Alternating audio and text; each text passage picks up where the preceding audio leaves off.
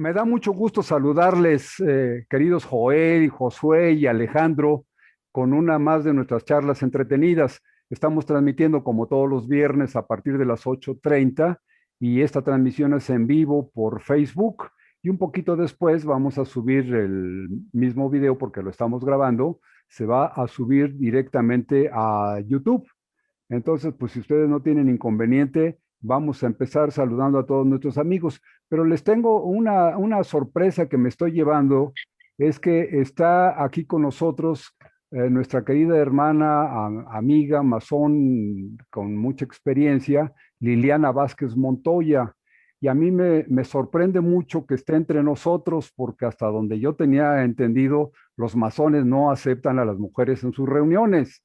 Entonces, como que están ustedes cometiendo aquí un sacrilegio teniendo a mi querida y admirada Liliana Vázquez Montoya, que además de su belleza física, es una mujer joven, preparada, con mucha cultura y que pues yo tengo la experiencia de que como masón funciona con todas las cualidades que debe exigírsele a un buen masón. ¿Ustedes qué opinan en este sentido de que esté con nosotros Liliana? Yo muy Contentos, feliz, muy, yo muy muy feliz. contentos de que nos acompañen. Es un gran honor tener a una maestra masona entre nosotros. Lili, te damos, por lo que estoy viendo, te damos la bienvenida con mucho cariño, con mucha admiración y siéntete como una más entre nosotros. Vamos a ver qué reacciones tenemos de algunos otros grupos de masones que no se sienten en la libertad de tener mujeres entre sus grupos.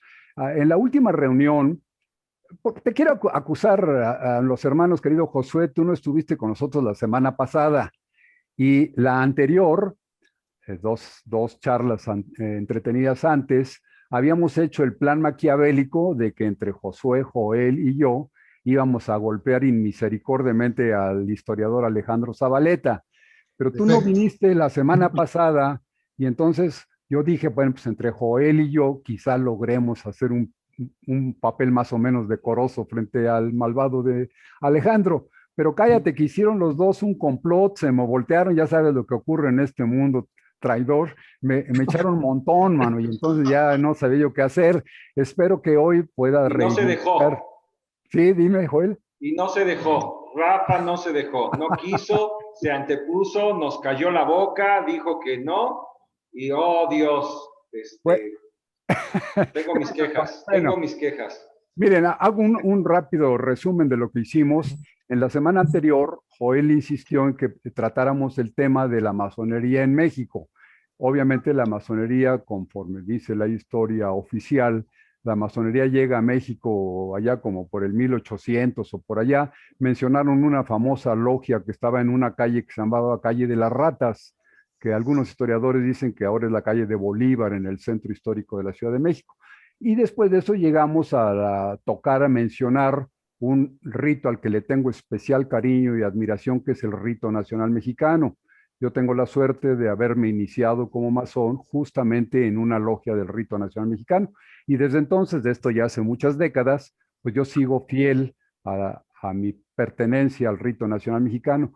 Y algo que me enorgullece mucho es que desde 1825 recibió en su acta constitutiva a las mujeres en calidad de iguales a los varones. Y eso me encantó. Entonces, afortunadamente estamos en esto y creo que es muy oportuno si hoy tocamos, a ustedes les parece bien que platiquemos sobre el rito nacional mexicano, pues tenemos la suerte de contar con una hermana masón que también pertenece afortunadamente a logias del rito nacional mexicano y entonces pues estamos demostrando que alguna parte de la masonería sí la recibe. Por otro lado, no sé si recuerdan, ya casi al final de nuestra charla, en mi querido hermano Alejandro Zabaleta, que también un hombre estudiosísimo, con una gran cultura, es historiador, además de que siempre lo presumo como extraordinario cantante, pero él mencionó que la diferencia entre los diferentes ritos consistía en las liturgias. Y eso francamente a mí me erizó los pelos, pero ya como ya estaba terminando la charla, pues dije, ya ni modo, ¿no? Ya me metió gol este hombre de pensar en que la diferencia entre los ritos son las liturgias. Yo lo quiero dejar pues en el stand-by para que lo platiquemos, a ver si coinciden todos en que esa es la diferencia. Pero les quiero comentar, ya no abusando de la palabra, nos escribió nuestro querido amigo Edel Espinosa Contreras, a quien también le mandamos un abrazo y mi gratitud, la gratitud de todos nosotros porque nos esté siguiendo estas charlas entretenidas por Facebook. Él nos mandó unas preguntas que les quiero repetir a ustedes. Primero nos dice Edel Espinosa, ¿cuáles son los ritos que están en conflicto? Y esto fue muy oportuno con lo que dijo Alejandro. Yo consideraría que si la única diferencia son las liturgias, pues no puede haber conflicto entre los ritos. Luego nos hace una segunda pregunta Edel Espinosa Contreras. Dice él, ¿de qué manera se equilibra la vida profana con la masonería?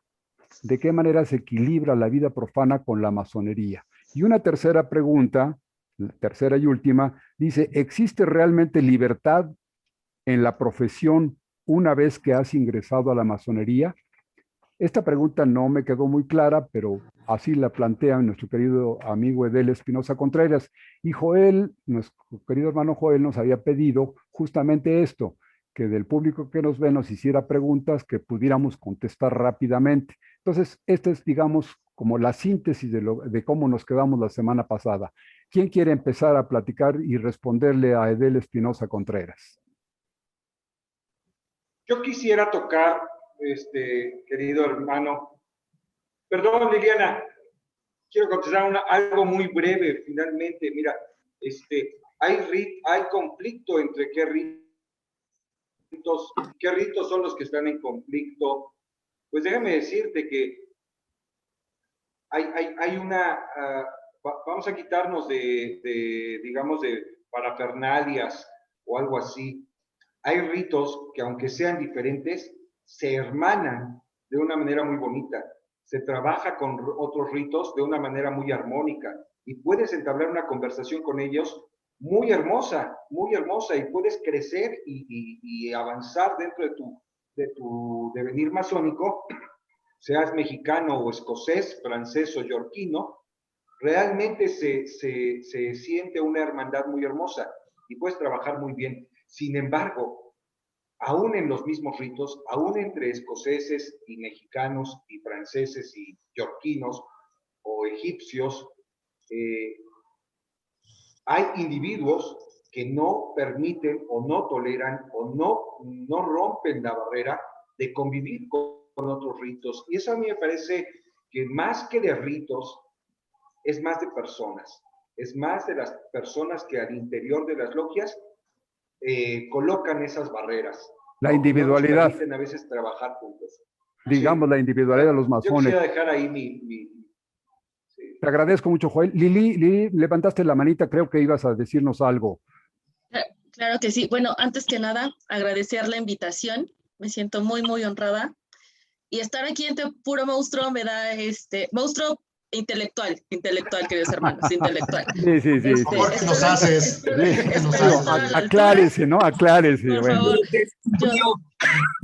Yo espero estar a la altura de ustedes y bueno, es un placer estar aquí y compartir un poco de la experiencia y de los conocimientos y de la historia de lo que hay en nuestra escuela, que es la masonería. Y bueno, efectivamente, yo creo que esto de los conflictos viene de la ambición de ser el auténtico, como esta idea de, es que nosotros somos el bueno, ¿no? Que viene obviamente de una raíz como de ego, como de la autenticidad forzada, ¿no? Como de, o sea, tú sí, pero yo más que tú. Tú sí, pero yo mejor que tú, ¿no? Entonces, yo creo que esta idea es la que efectivamente no rompe las barreras de las que habla mi hermano, ¿no? Hablar sobre la legitimidad de un rito por encima de los otros, yo creo que a estas alturas, sobre todo de la historia, pues ya no es no debería ser el meollo de las pláticas, realmente, ¿no? Creo que sería un poco más florífero, mucho más fructífero, ¿no? Hablar sobre el adelanto intelectual personal que se puede tener, ¿no? Más allá de la legitimidad. Y efectivamente yo también creo que es una cuestión personal, pero tiene que ver mucho con la experiencia y con la madurez que se tiene en un rito. Gracias, Cuando se Lili. habla sobre todo con hermanos de grados pues menores, de grados, sobre todo los primeros, son muchísimo más aguerridos a defender su rito. Con la experiencia uno puede aprender que todo es masonería, ¿no? La madurez dice. Josué, ¿querías decir algo a propósito de lo que dijo Lili? Exactamente, creo que me gustó mucho esa última parte. Creo que donde hay más conflicto es en la parte de los aprendices. Ellos defienden a capa y espada que yo pertenezco a tal rito, ¿no? Ya avanzado en algunos años, ya ni siquiera en grados, en algunos años, te das cuenta de que la masonería es completa, es masonería completa, ¿no? Y pues bueno, yo no diría, la pregunta que nos decía, ¿cuáles son los conflictos? El conflicto de muchos que se maneja es regularidad, ¿no? Tú eres regular y tú no. Yo creo que esa regularidad solo radica en el hombre y no en el masón, ¿no? Los hombres que dicen que son regulares, masones. Entonces, yo creo que solamente en esa parte me quedaría, porque podríamos empezar lo mismo lo dijo Liliana, agarrar y algunos eran escoceses y podemos empezar a discutir y decir, pues ni eran escoceses, ni eran antiguos, ni eran aceptados, ¿no? El REA como tal. Entonces, desde ahí empezamos a partir. ¿Pero para qué? ¿Con qué fin? ¿No? Claro, Creo claro. que el conflicto lo hacen los hombres. Muy bien, pues ya dijo Josué que ni es uno, ni es lo otro, ni el otro. Me recordó ese eslogan de la política actual que dicen el partido de las cuatro mentiras, ni es partido, ni es verde, ni es ecologista, ni es mexicano. En fin, eso ya es otra cosa que no me quiero meter. No Ya, nos vayan a política. acusar en el INE que le estamos haciendo propaganda. De política ni de deportes, ¿no? Faltó nada más tu opinión, Alex. ¿Sí? ¿Quieres intervenir o seguimos con la siguiente pregunta? No, yo de hecho quiero hacer la transición justo a la siguiente pregunta, porque me parece que los queridos hermanos ya dijeron todo. Sí. No tendría por qué haber conflicto, ya lo dijeron. Y cuando hay conflicto es cuando hay inmadurez. Y entonces quiero pasar a la segunda pregunta, en donde cómo el masón, nos preguntan cómo el masón equilibra la vida profana con la con masonería. La vida masónica. Exactamente. Bueno, es que no pueden separarse, no pueden disgregarse. Ya hemos dicho en otras charlas entretenidas que nuestro trabajo como masones es una escuela de filosofía y de moral. Y en toda escuela lo primero que te enseñan es qué y después para qué. O sea, lo vas a aprender para aplicarlo a la vida real, a la vida cotidiana. No es factible que tú entres a una logia, a un taller masónico y te sepas de memoria y puedas hacer grandes disertaciones sobre los símbolos y lo que significan los símbolos, y cuando salgas a la vida cotidiana, en donde pasas todo el tiempo, se te olvide todo y no sepas dónde aplicarlo. Entonces, así no funciona. La vida masónica es un alimento espiritual, filosófico, moral para la vida cotidiana. Entonces, no se puede disgregar. ¿Cómo la llevamos a cabo? Bueno, pues vamos a nuestros talleres, trabajamos, filosofamos, especulamos, compartimos conocimiento y después nos vamos allá afuera, nos vamos a la calle, nos vamos a nuestras vidas diarias y tratamos de aplicar ese conocimiento en la vida cotidiana, en la resolución de los problemas de la vida cotidiana. De otra manera, estaríamos jugando a ser masones, no estaríamos siendo masones legítimos. Claro. Es lo que tendría que decir al respecto. Me encantó Alejandro. Claro que Alejandro está, no sé ustedes qué opinan, pero me parece que es una buena respuesta para nuestro amigo Edel Espinosa, pero esta respuesta exigiría por lo menos 3 características específicas en nuestra calidad moral. Primero, honestidad. Segundo, sería rectitud y después sería lealtad a los principios que se aprenden dentro de la institución. Esos son bastante complicados de reunir los 3 elementos en una persona, pero si con los estudios los masones lo van logrando, me parece un gran privilegio. Y finalmente, la última pregunta que les decía yo que no entendí muy claramente, dice, ¿de qué existe realmente libertad en la profesión una vez que se ha ingresado a la masonería? No sé si a la profesión se refiere a la profesión de la vida diaria, si hay una libertad para ejercer su profesión una vez que ingresas en la masonería, ¿Alguno de ustedes quiere responderle rápidamente a Edel Espinosa? Pero podría decirte, la verdad es que, pues no, así es fácil. No, no, no. Yo creo que existe toda la libertad de que si tú eres médico, pues no te vamos a cambiar la forma de que te conviertas en mecánico, ¿no? O sea, yo Pero creo que te más vuelves bien, mejor médico, ¿no? perdón, más bien la respuesta entonces es sí, sí Ok, existe libertad. exactamente. Creo que sí Sí. existe toda la libertad. No hay inconveniente, ¿Alguien ¿no? tiene, Yo alguien creo que tiene? Sí, sí, sí, sí. maestro. Yo creo que esta pregunta viene muy a colación acerca de pues, los mitos que que se divulgan alrededor de la masonería en círculos profanos. Se dice mucho que como somos un grupo muy poderoso de gente que controla el mundo, ajá, ¿cómo no? Lo que yo quiero es controlarme a mí mismo primero, ya después veré si controlo algo más. Como existe esa idea, a lo mejor esa idea se puede tomar como, es que a lo mejor yo soy historiador y entonces si entro a la masonería me van a prohibir que diga ciertas cosas en mis libros de historia, o al médico lo van a obligar a que haga ciertas prácticas que no son muy éticas, que digamos, o que no se apegan a principios morales, o etcétera. Como si la masonería fuera las manos del mal que mueven a sus títeres masones. No hay tal, no hay tal. Nosotros tenemos toda la libertad del mundo para ejercer nuestra profesión y de hecho, al contrario, los principios que aprendemos aquí nos obligan, nos conminan a ser mejores personas y mejores profesionistas, a hacer lo que sabemos hacer de la mejor manera posible, poniendo en juego todas nuestras capacidades y todas nuestras habilidades. Gracias, Alejandro. Ahora, déjenme ser el malo de la historia, seguir siendo el malo de la historia. Me van a ustedes a colgar por perverso, pero ¿qué creen? Que la verdad no estoy de acuerdo con lo que han dicho hasta ahorita. Y les voy a explicar por qué. Yo Ay, también. espérense, no se enojen tanto. Les voy a decir por qué. En este aspecto de lo que decían de que no hay conflicto entre los ritos, yo diría que de origen no podría haber varios ritos si no hubiera habido conflicto.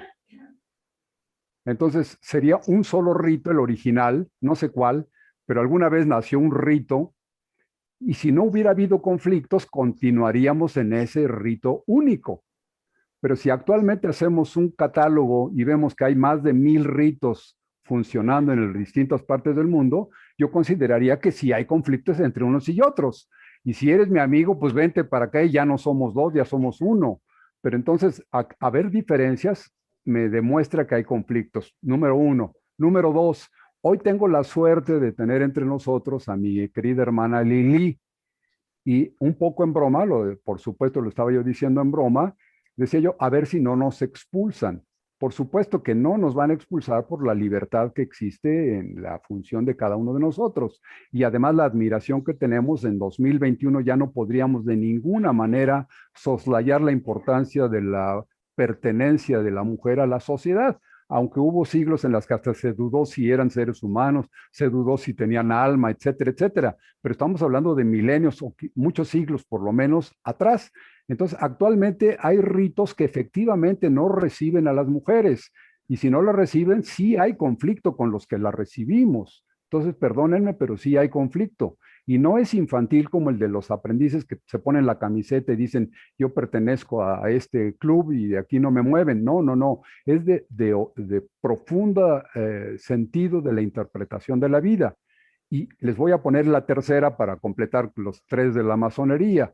La tercera es, durante todo el siglo XIX en nuestro país, la política nacional, el destino de nuestro país, y esto se fue heredado de otros conflictos mundiales, se desarrolló entre dos corrientes absolutamente diferentes de la masonería.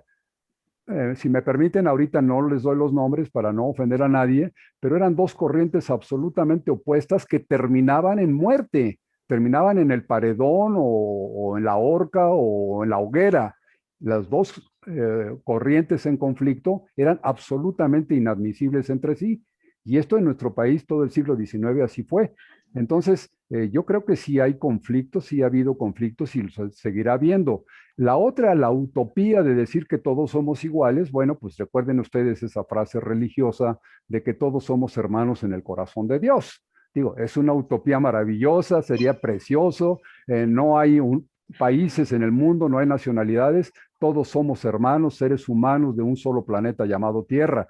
Pero esa es una utopía que hasta hoy, 2021, junio de 2021, no ha ocurrido. Y nos seguimos viendo aún en nuestro país con clases sociales y con diferencias de color y con enormes, enormes conflictos entre unos y otros. Esto lo planteo porque les quiero mostrar que por eso es que no estoy de acuerdo con ustedes. No, no es de ninguna manera tratar de hacer conflicto, ni mucho menos, pero sí les expongo mi punto de vista. Yo creo, Quedo abierto a la fusilada. no, yo creo que es correcto, es correcto. Estar hablando de que podemos convivir entre ritos es muy hermoso, es muy bonito y puedes hacerlo. Y depende, como dice nuestra querida hermana Liliana, eh, bueno, a veces a partir de la experiencia y de los años que llevas en la masonería, puedes enfrentarte y estar. Pero hay algo bien importante, incluso hoy en día, querido Rafael, hay conflictos políticos muy intestinos dentro de la masonería y dentro de diferentes ritos. Hay ritos que durante mucho tiempo armaron cuadros políticos para generar fuerzas políticas de determinados partidos, ¿no? Y otros cuadros masones, otros ritos masónicos, que hacían lo contrario, empezar a generar, si no cuadros, sí disidentes o opiniones diferentes a las que formaba cuadros políticos. Y entonces se distinguen claramente y te enfrentas, bueno, a masones que aún colocan tintes machistas dentro de sus ritos Así o es. colocan tintes políticos de extrema, bueno, no de extrema, pero sí de derecha, ¿no? Incluso de centro, otros ritos completamente distintos que se colocan o se cargan mucho al ideario izquierdista, ¿no? Entonces, que aunque puedan convivir juntos, finalmente no están dispuestos a decir, yo acepto mujeres en mi rito, yo estoy de acuerdo en una política que le dé privilegios a tal o cual persona, o acepto que se den privilegios a tal o cual grupo. Entonces, finalmente existen, lamentablemente finalmente existen. Y en México está muy marcada esa Claro, situación. claro. Total. Entonces, bueno, ahí quedamos empatados, ¿no? Algunos dicen que no hay conflicto, otros decimos que sí hay conflicto. Esa fue la respuesta más o menos amplia para Edel Espinosa Contreras. Y bueno, aprovecho, porque yo soy un aprovechado, aprovecho este comentario que hicimos acerca de los conflictos para también pelearme con Alejandro Zabaleta, porque Alejandro comentó al final que la única diferencia que había entre los ritos eran las liturgias. Y además comentó que en el pasado prehispánico de nuestra región no había ningún vestigio de que las logias masónicas hubieran estado organizadas. Y bueno, ahí sí también, así como que dije, no puede ser que un historiador me diga eso. Los vestigios de las logias masónicas prehispánicas no solamente están en libros escritos en cuero o en pergamino, están vivos. Basta con que nos vayamos un fin de semana en la tarde al Zócalo de la Ciudad de México, al centro histórico, y vamos a ver cómo los vestigios están vivos, lanzando, pintando, utilizando los mismos ropajes y haciendo ceremonias que probablemente ya a través de los siglos no sean idénticas, pero son vestigios absolutamente visibles de esos constructores que formaban la élite ideológica de los constructores. Estaban pensando en la parte religiosa, los historiadores, los artistas. Por ejemplo, no podemos pensar en que los que construyeron estas zonas arqueológicas tan hermosas no hayan dejado vestigios y todavía podemos visitar sus vestigios arqueológicos. Y todavía podemos, por ejemplo, leer la poesía de Nezahualcóyotl. Entonces, si encontramos ese cúmulo enorme de experiencias pues yo puedo decir con mucha claridad que es especulación de aquellas civilizaciones, de aquellas culturas, y esas culturas se la pasaron años construyendo. Más o menos, ¿cuántos años calculan ustedes que se construyó Teotihuacán? ¿En cuántos años se tardarían de construirla? Y los vestigios que vemos actualmente, pues perduran hasta con 400 años. colores. Perdón, ¿sí?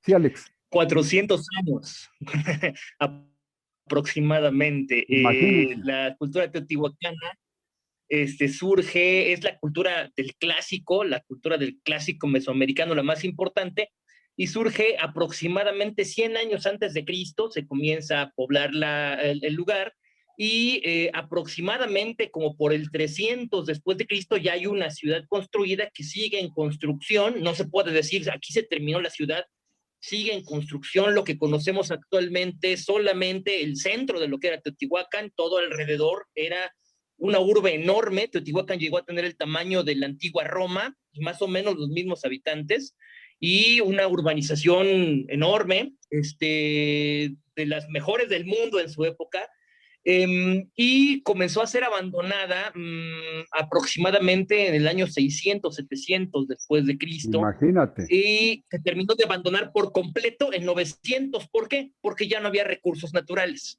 porque se acabaron los recursos naturales y entonces tuvieron que emigrar. Aprovecho que ya lo dije para decir que, bueno, efectivamente esos eran grupos de constructores. A lo que yo me refería con que no hay vestigio de masonería, me refería a masonería como la conocemos hoy. Efectivamente eran grupos de constructores, eran grupos de arquitectos que especulaban, que diseñaban, que tenían grupos operativos que construían y que constantemente estaban en crecimiento, y no nada más en Teotihuacán, en todas las ciudades antiguas de Mesoamérica y del mundo. Exactamente. A lo que yo me refería, porque esto fue a raíz de la pregunta de ¿cuándo llega la masonería a México? Y yo contesté que la masonería a México llega como la conocemos hoy, así con los símbolos que usamos hoy para trabajar dentro de nuestros talleres, y que sin importar si somos rito escocés, rito yolquino, rito nacional mexicano, son los mismos símbolos, aunque hay algunos cambios litúrgicos y algunos todavía más fuertes que son de índole política. Los símbolos son más o menos los mismos, y eso llega aquí a la Nueva España en el siglo XVIII, a mediados del siglo XVIII. Obviamente había grupos de constructores antiguos, pero no se manejaban con el mismo ritual, no se manejaban con los mismos símbolos quizá, porque de entrada en la cuestión tecnológica no se manejaban los mismos sistemas de construcción. A eso iba yo, no que no existieran, obviamente existen, pero no los podemos, digamos, equiparar en el mismo estilo, digamos, que los que vienen de Europa. Son distintas formas de construir y no dejan de ser, no porque sean distintas son mejores unas que otras, simplemente son diferentes formas de resolver la realidad. Claro. Ya quítale la palabra, Liliana. Ya quítale la palabra, por favor. Liliana, por favor. Liliana, por favor, rescátame de estos malvados, porque espero que no hagas grupo con ellos, porque entonces sí me voy a dar un tiro aquí del público. Pues básicamente yo creo que lo que nuestro hermano quiere decir es que lo que no había eran cartas patentes, ¿no? Básicamente es eso. Porque la cuestión es regularidad, porque en la cuestión de símbolos, de tradición y de organización, pues ahí están los esquemas y han sido los mismos desde Egipto hasta las construcciones de todo el mundo, se parecen así, tienen los mismos esquemas, las mismas organizaciones, lo que no había era carta patente. Y Liliana, y nos preguntan, fíjate, en el Facebook nos preguntan que si también había iniciaciones, ¿no? También las había. Pues ¿no, es Liliana? que incluso que sí. Todas las civilizaciones han tenido iniciaciones Claro. de todo tipo, ¿no? Claro. De todo tipo. Había incluso iniciaciones para entrar a ciertas etapas de tu vida. Había iniciaciones incluso de la infancia hacían, a la adolescencia, exacto. De la adolescencia a la adultez, claro. Efectivamente, ¿no? Tipos de pasos. pero de todas maneras son iniciaciones, porque es Claro. una preparación física y mental para empezar un camino. Y Entonces una siempre han ceremonia. existido, exacto, y además eran muy solemnes, tenían una carga impresionante en simbología, ¿no? Entonces yo creo que todo lo que mi hermano acaba de decir se puede resumir en que no había carta patente, pero lo demás, toda la estructura, toda la escuela, toda la simbología, la han tenido todas las culturas siempre, ¿no? Gracias, Y- Lili, gracias. Por fin encontré a alguien Y que me los ritos, apoye. Todavía falta y que los Pero no, ritos de... Rafa, a ver, pero Pero, queremos Rafa, hablar de la masonería también. como la conocemos, ¿no? Eso sí La es gente distinto, quiere hablar, ¿no? quiere escuchar y quiere saber que los masones que usan la escuadra y el compás y que se ponen su mandil y que van a hacer florituras al hemiciclo a Juárez, nada tendrían que ver con los constructores masones, aún siendo mexicanos, de Chichén Itzá o de los aztecas. Yo quisiera que pensar que entrar a especular sobre la masonería litúrgica, mexica, teotihuacana, todo ello, pues es un barril sin fondo, ¿no? O sea, como que tendríamos que generar ahí no sé, un debate, si no un debate, una investigación muy seria para entenderla. Aunque existe, yo no podría pensar que la masonería que hoy en día practico es una masonería basada en los arquitectos y masones de Chichén Itzá o de los grupos prehispánicos, ¿no? Es algo que me cuesta trabajo, así como que asimilar, ¿no? En este sentido, nada más. Yo creo que el asunto radica básicamente en la forma en la que como nosotros queremos como envasar y separar las cosas, ¿no? Cuando uno aprende, generalmente aprende con bases de la experiencia que ya tiene, siempre.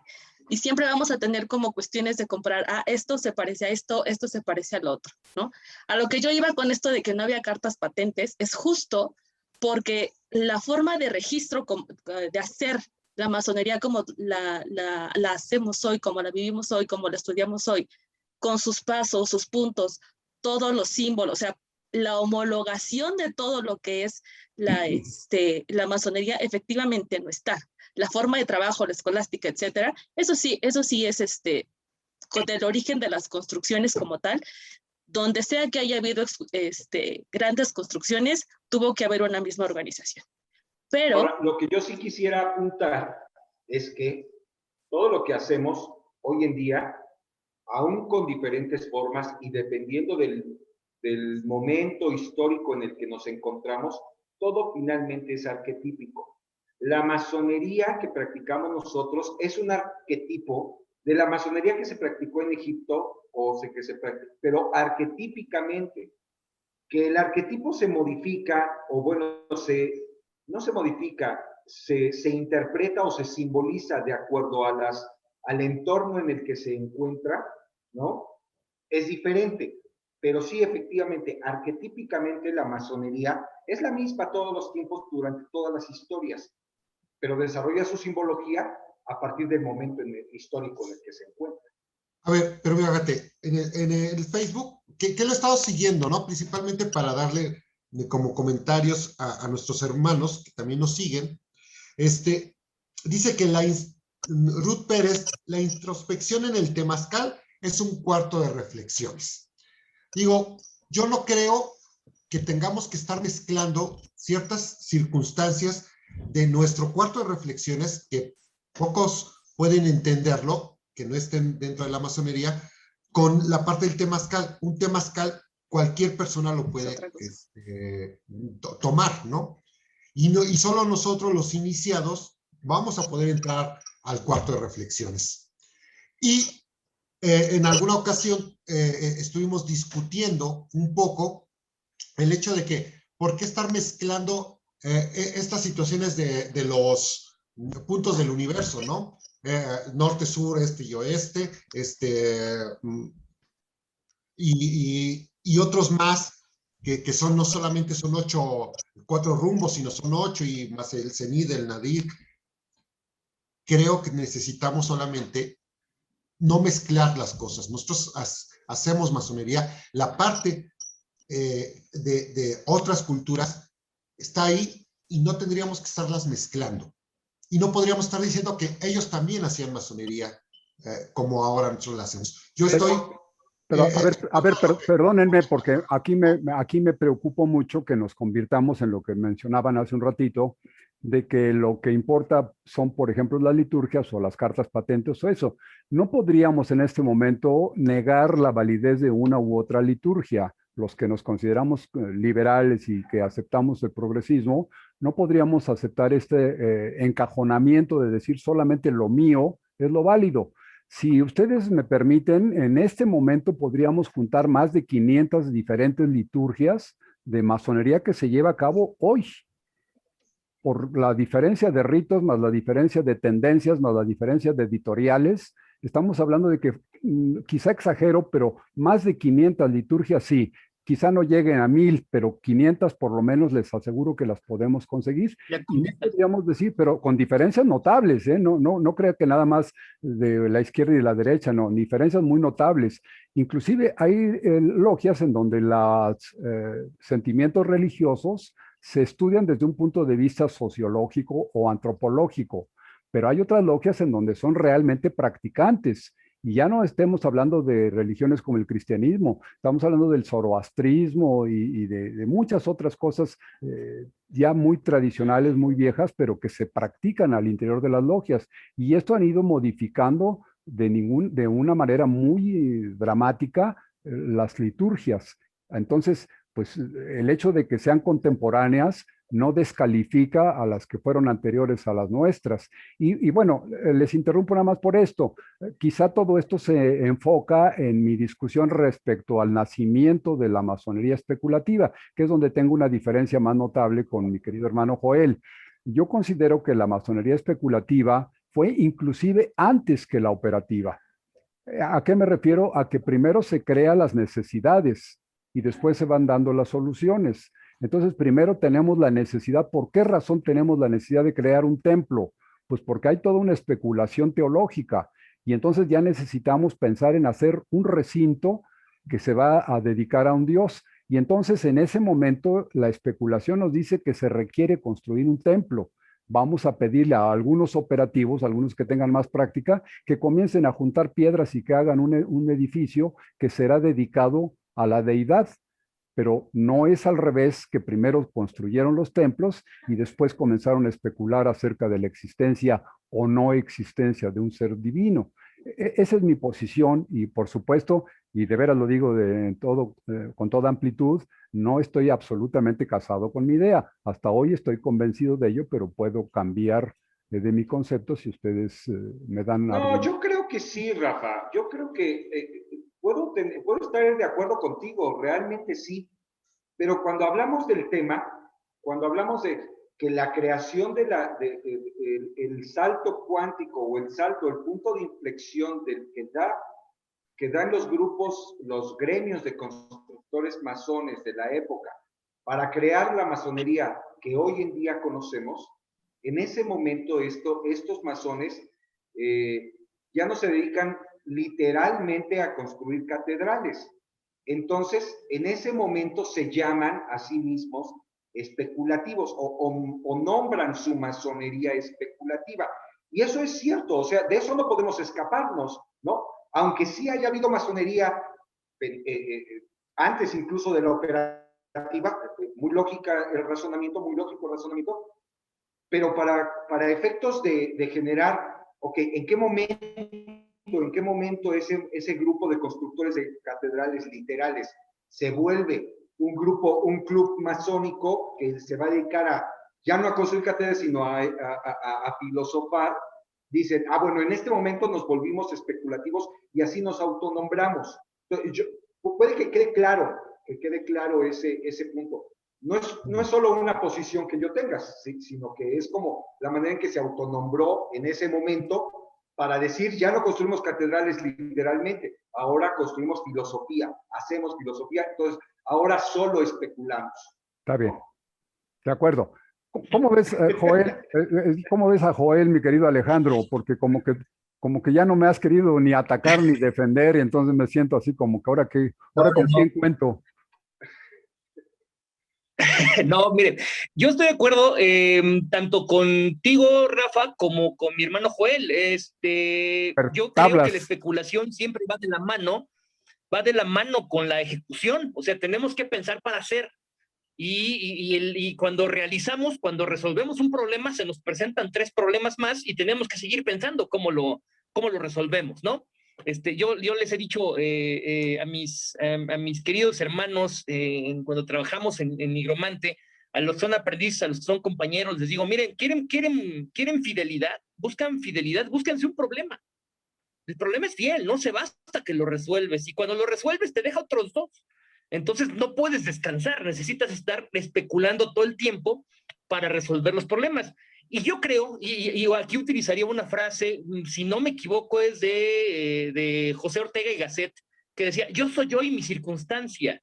O sea, finalmente el hombre no tiene naturaleza, tiene historia, decía José Ortega y Gasset. Y debido a nuestra circunstancia histórica, y a que somos seres humanos, y los seres humanos, y esto estoy convencido de ello, tenemos básicamente los mismos problemas, desde que somos seres humanos hasta la actualidad. Los mismos problemas que resolver. Tenemos que resolver nuestro problema de casa, de vestido, de sustento, de recreación, los mismos. Lo que va cambiando es la forma en que lo resolvemos claro. a lo largo de nuestro paso por este mundo. Y entonces, efectivamente, si yo comparo o entro en un cuarto de reflexiones y veo qué es lo que se hace en un cuarto de reflexiones, y después, ya sabiendo eso, entro en un temazcal y entro también en un proceso de reflexión, puedo establecer una conexión y decir, esto se parece. Entonces, muy probablemente puedo pensar que y puedo especular, y ahí estoy especulando, puedo pensar que los antiguos gremios de constructores, de los cuales no tengo mucho vestigio, no tengo mucha noticia más que lo que se ha conservado, pudieron haber utilizado ese espacio como un cuarto de reflexión. Lo pudieron haber utilizado así, y entonces puedo establecer ligas con otras culturas, y puedo establecer formas digamos, de unión entre diferentes culturas, porque Claro. las necesidades son las mismas, nada más que las circunstancias obviamente cambian. Estoy de acuerdo con mi hermano Joel que la masonería que nosotros practicamos, con los símbolos que usamos y con el ceremonial, la liturgia y todo eso, es más bien de corte occidental. No quiere decir que aquí no hubiera existido. Efectivamente, pues aquí existía, y ni siquiera yo creo que pensaran en tener una carta patente, no les hacía falta. En Europa sí, pues como allá inició la cuestión de yo soy el original y aquí está mi Claro. carta patente, y otro dijo, no, yo soy el original y aquí está la mía. Entonces, pues eso es lo que llegó acá, y llegó en el Claro, siglo XVIII. claro, Pero claro. obviamente antes había.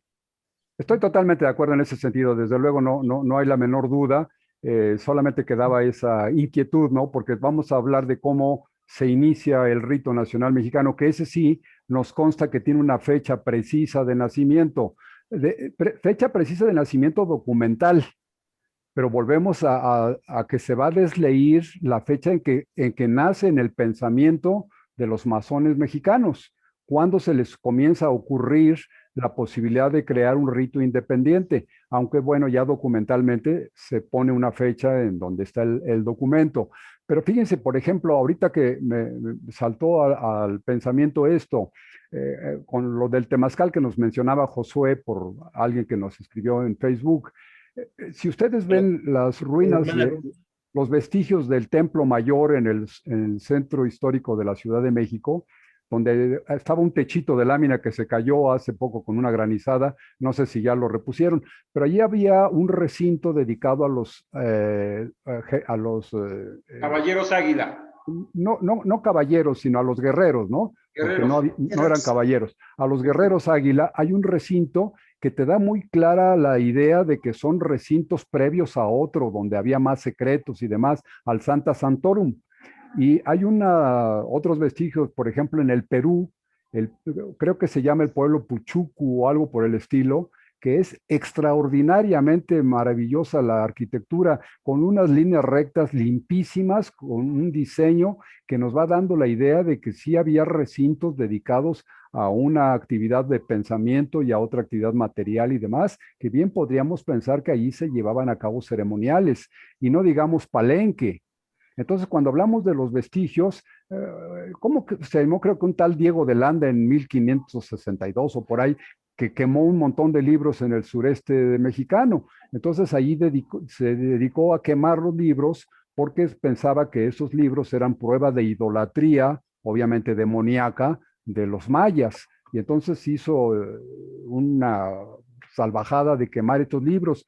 Pero nos quedan, por ejemplo, el Popol Vuh, nos queda la piedra Rosetta de los egipcios, nos quedan muchísimos libros. Aquí hay códigos como ese código que le llaman, creo que Grolier, que está en el Museo de Antropología, pero ese es un código maya extraordinariamente conservado, bellísimo, que nos muestra exactamente una liturgia con la cual funcionaban sus ceremonias.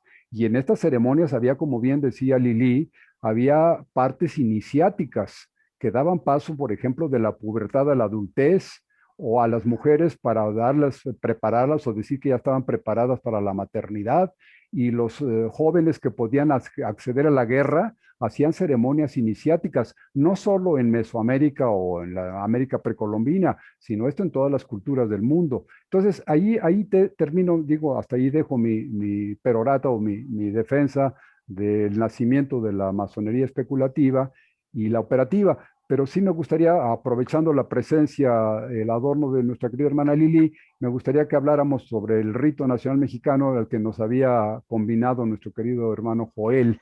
¿Quién quiere platicarnos algo? Lili, ¿me permiten? Vamos a escuchar a Lili a ver qué nos dice sobre el rito nacional mexicano. Bueno, yo creo que es la mejor, debe haber un previo para primero hablar del rito nacional mexicano, que quiero partir de justo esta aseveración que hace el hermano de que la única diferencia que hay entre los ritos es la liturgia, ¿no? Y pues no, o sea, creo que es la parte en la que yo más puedo estar en desacuerdo, porque hay un montón de diferencias entre los ritos, ¿no? Incluso de la estructura que hay en los templos, de la forma en la que se acomodan organigrammente los hermanos, ¿no? Y pues yo soy prueba de que hay un montón de diferencias, ¿no? Porque hay efectivamente logias y ritos que no aceptan a la mujer, ¿no? Y que unos dicen, bueno, sí la vamos a aceptar, pero te vamos a estar vigilando para ver si trabajas bien, y no puedes trabajar con nosotros, te vamos a dar un cuartito aquí en la casa para que hagas tus reuniones, pero yo me voy a ir a asomar a ver si lo que estás haciendo estás bien, ¿no? Eso ya es una enorme diferencia, porque estamos hablando de una visión y cosmovisión de la sociedad y del mundo. O sea, así de sencillo, ¿no?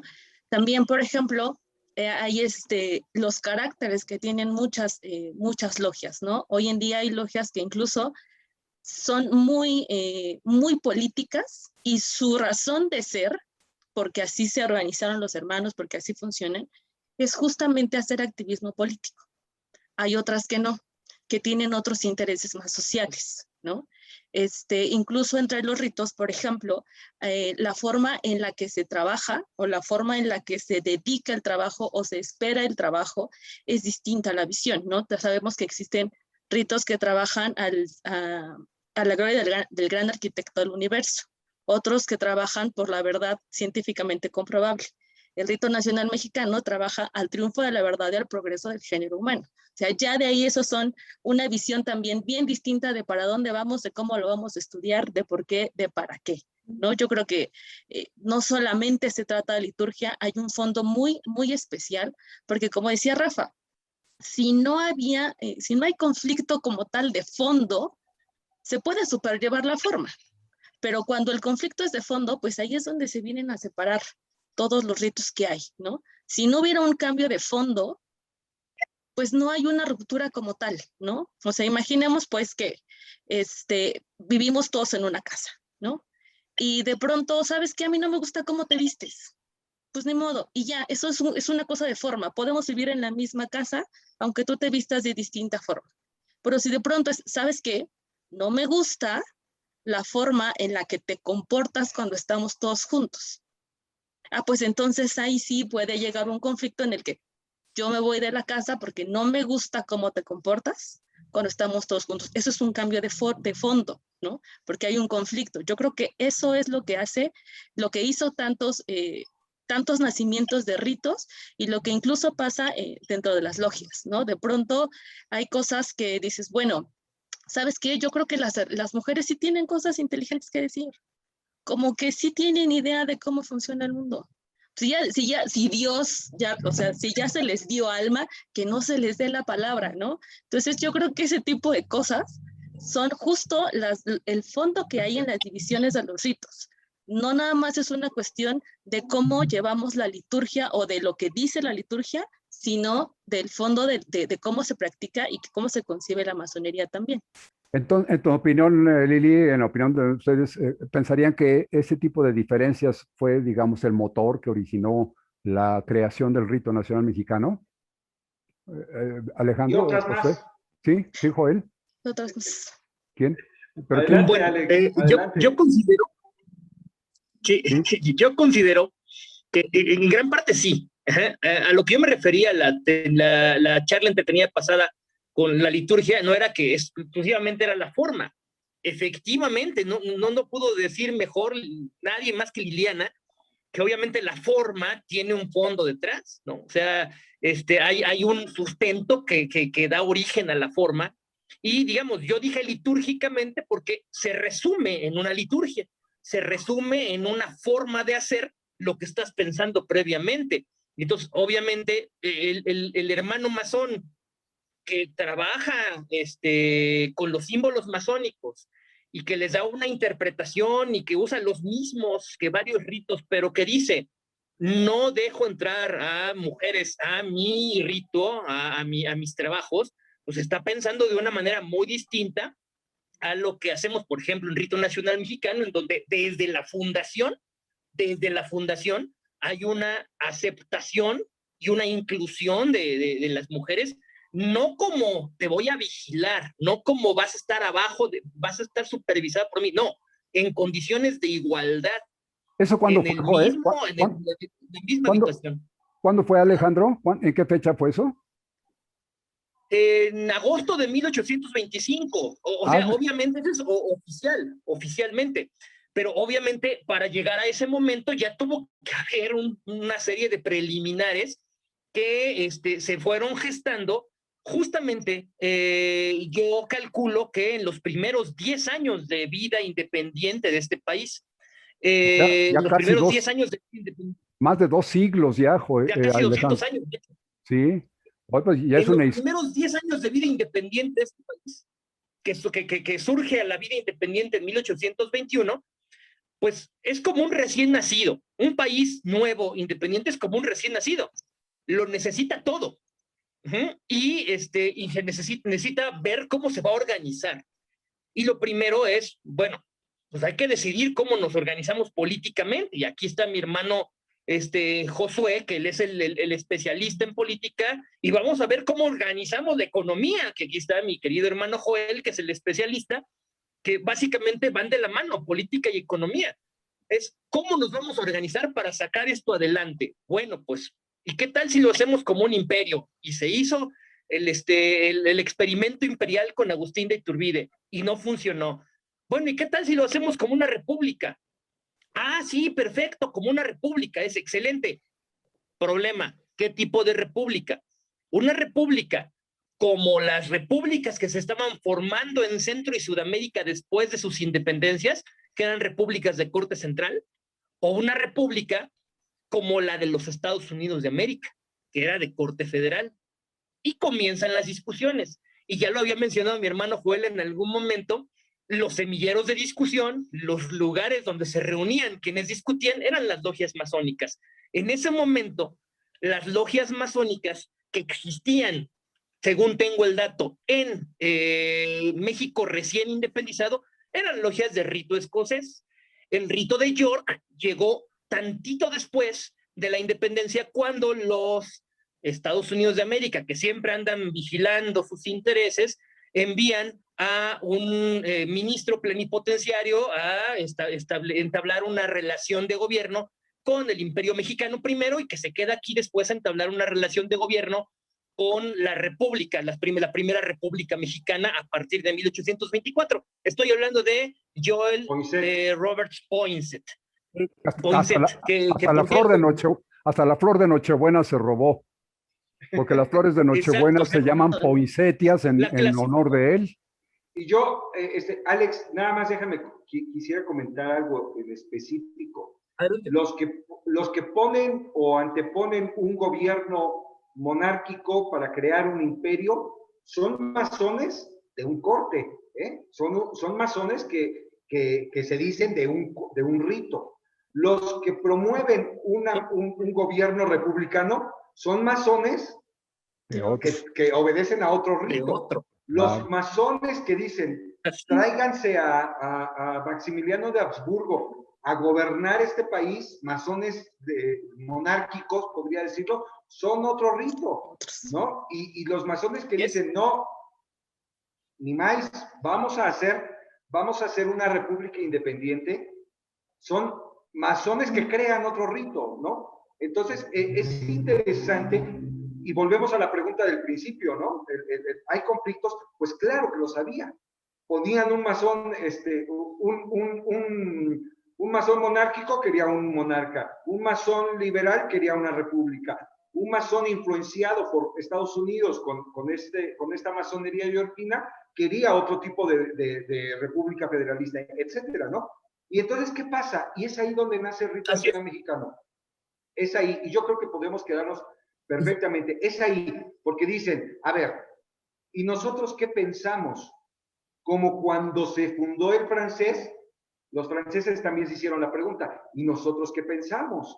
¿No? ¿Qué pertenencia tenemos? Como cuando se creó el de York, ¿y nosotros quiénes somos? ¿Qué pertenencia tenemos? Etcétera. Y cuando se crearon todos... Cuando se crea el rito nacional mexicano, también se hace esa misma pregunta. ¿Y nosotros qué estamos pensando y qué queremos para este país? Bueno, ni escoceses, ni yorquinos, ni franceses, vamos a crear el rito nacional mexicano como se crearon los demás. Oye, pero me está pasando lo que como me pasa cuando como mole de olla.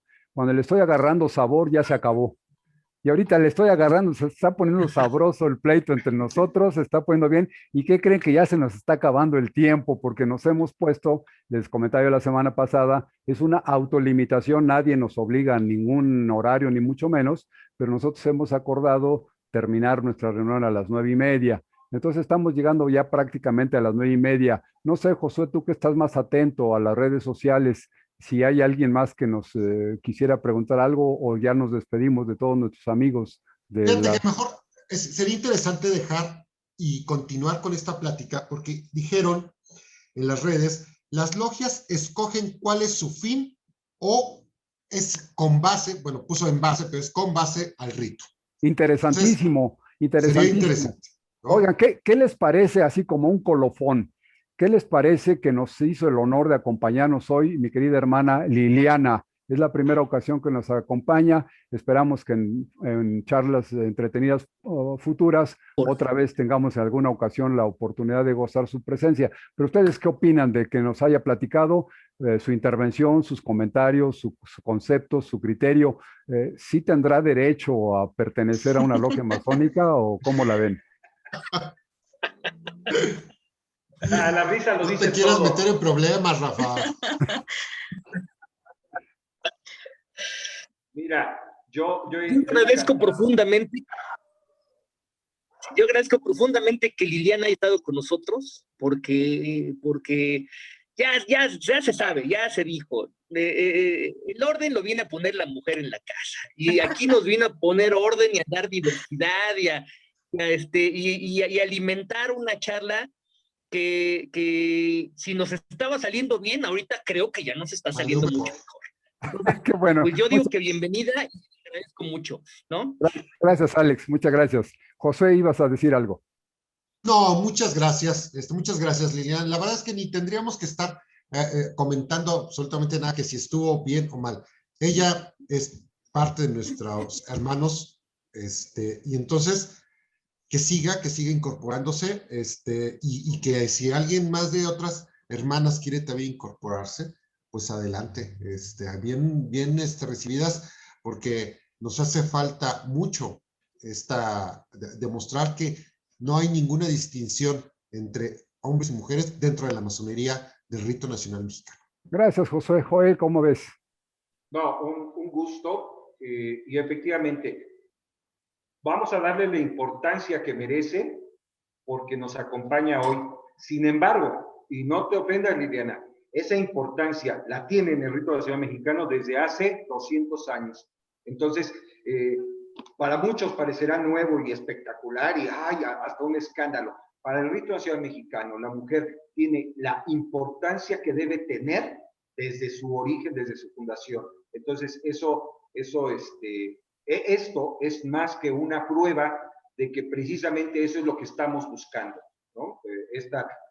Reconocer que la importancia debe y la tuvo desde siempre en el rito nacional mexicano. Gracias, Joel. Ahora, Liliana, ¿cómo ves? ¿Aceptamos a estos monstruos o hacemos masonería femenina?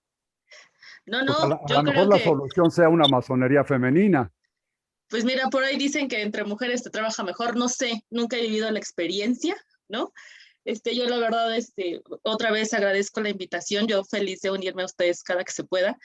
Y esto que hicimos hoy, yo tengo la fortuna de vivirlo en todas mis tenidas. Hermanos que me escuchan con atención, a los que yo escucho con atención, ¿no? Mi opinión tiene el mismo valor que ellos. Y pues por ahí para que les dé más comezoncita, he tenido trabajos donde soy la única mujer y todos los hermanos me tratan exactamente igual, ¿no? Y además, también trabajo en una logia que en más de una ocasión ha sido precedida por una venerable maestra y todo el cuadro de los oficiales hemos sido solo mujeres, aunque haya hombres ahí. Los puestos importantes a veces los tienen solo mujeres, a veces los tienen solo hombres. Y la verdad es que yo creo que lo que más me enorgullece de pertenecer a la masonería mexicana es que el género no importa. Mi género nunca ha sido Bueno. un factor para que yo avance o me detenga en mi carrera, ni para mí ni para ninguno de mis hermanos. Qué bueno, Todo Lili. es cuestión de desarrollo intelectual y eso es lo que a mí me enamora más del rito nacional mexicano, ¿no? Pues Que el muchas género gracias. nunca ha importado. Pues muchas gracias, les agradezco mucho, le agradecemos a todos nuestros amigos que nos han acompañado por las redes sociales. Nos vemos dentro de 8 días, el próximo viernes a las 8:30 de la noche. Estamos ahorita ya de manteles largos porque los masones de todo el mundo acostumbran celebrar en estos días los solsticios, el solsticio de verano.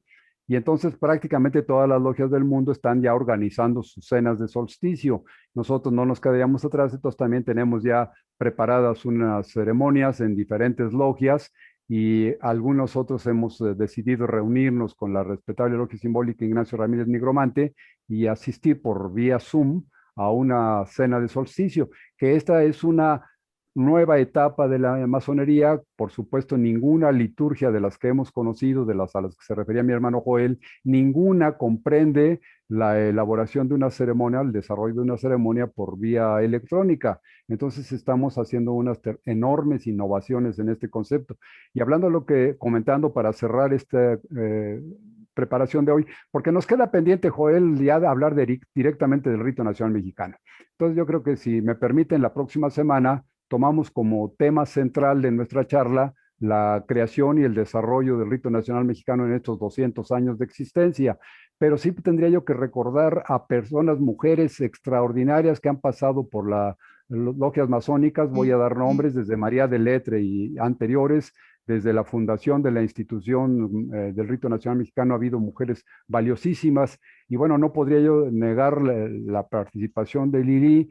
Y recuerdo con una enorme gratitud y con un amor personal a Gina Cabrera, que además de que ha sido venerable maestra en varias ocasiones de varias logias simbólicas, ha ido creciendo hasta tener el grado más alto en la institución y aparte un puesto muy importante dentro de la Gran Logia Nacional Mexicana Independencia número 2. Entonces, bueno, pues ahí está el ejemplo de que dentro de nuestra institución tienen lugares primerísimos, pero no por cortesía, sino porque se los han ganado a pulso con su intelecto, con su trabajo, con su constancia. Entonces, de plano, creo que va a ser un tema muy, muy rico para la próxima semana. Joel, Josué, Lili, Alejandro, si no tienen algo más que agregar, pues nos vamos a despedir con un abrazo muy cariñoso. Les deseo que tengan la mejor celebración de las cenas de solsticio. Brindan, por favor, por nosotros en conjunto y ya nos estaremos saludando. Próximo viernes, ¿les parece bien? Es una promesa, próximo viernes. Vamos a ver, la próxima y tendremos otro invitado para que vayamos dándole juego a los invitados y alguna ocasión próxima tendré la suerte de que nos vuelva a acompañar Lili. ¿Les Claro parece que sí, bien? Rafa. Entonces, próximo viernes, 8:30 de la noche, en punto por Facebook, en vivo por YouTube también. Que tengan muy bonita noche. Gracias, Lili. Gracias, Joel. Gracias, Gracias Alejandro. a todos. Gracias, Josué. Buenas noches. Que Buenas tengan bonita noches. noche. Gracias.